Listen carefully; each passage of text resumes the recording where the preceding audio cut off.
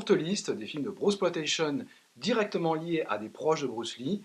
eh bien, on peut dire que La Nouvelle Fureur de Vaincre occupe la seconde place, juste derrière Le Jeu de la Mort.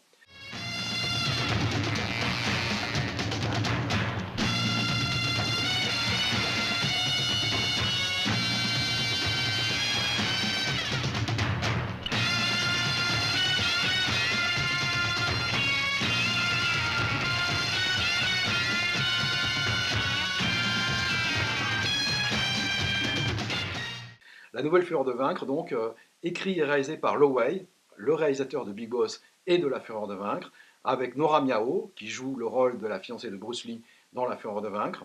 Han In-jae, qui dirige les combats officiellement dans La Fureur de Vaincre et qui va également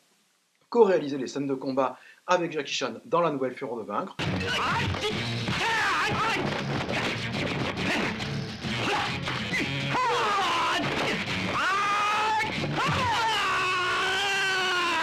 On peut dire que là, on a quand même un bel ensemble de personnes ayant réellement collaboré avec Bruce Lee, sans parler de Jackie Chan lui-même, qui était dans Opération Dragon, mais également dans La Fureur de Vaincre, où il est figurant, il fait partie des élèves de l'école Jingwu, et c'est lui qui double Riki Hashimoto dans la fameuse scène d'éjection finale, où il passe à travers la cloison de papier et de bois. Voilà, il fait un bond de 5 mètres en arrière, tracté par un câble, et il tombe brutalement sur la pelouse, il perd connaissance, c'est Jackie Chan.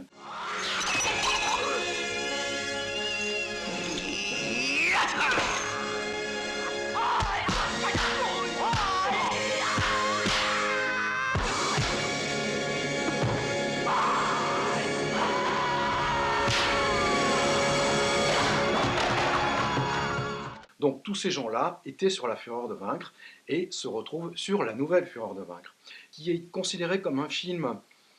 assez honteux pendant longtemps, y compris par moi, j'en ai écrit beaucoup de mal, mais il se trouve qu'on a découvert, il y a quelques années, grâce à la belle édition métropolitaine à l'italienne, on a découvert une version plus longue, avec quasiment 20 minutes en plus, et dans ces 20 minutes, on découvre quelques backstories, comme on dit, et en particulier, il y a un moment très intéressant, la première séquence par Jackie Chan est une scène de comédie, où il joue un personnage très proche, dans cette scène uniquement, des personnages qu'il va interpréter pour Yuan Wuping dans Le Maître chinois et dans le film juste avant, donc Le Chinois se déchaîne, c'est-à-dire Eagle Shadows et Drunken Master. On a quand même un film beaucoup plus complexe et plus intéressant que ce qu'on a pu dire jusqu'à présent. Évidemment, ce n'est pas un chef-d'œuvre, c'est un film qui a de nombreux défauts. Déjà, le rôle ne